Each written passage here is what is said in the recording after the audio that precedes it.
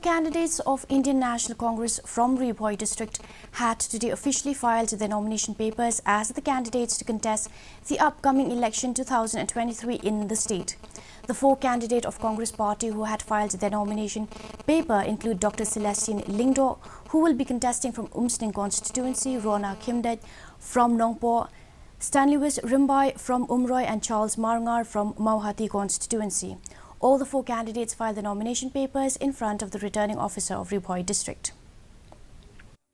Having been nominated as a candidate to fill a seat. Nakaliang gajongi ni shimi kene kalat ke kabu man ai kublai kerpang ya ki pajba jong baro santali ki konstituensi kinong tre jong ka parti kongres ke jongi dekat ki jing kurku kerdo nakaliang gajonga kumu presiden ni ai ki jing kurku kerdo ki baro but ni don ru ke jinget baga jingkerman ke baskam ba baro sangut ni don hak ta ka thong jong ke jingele ke jongi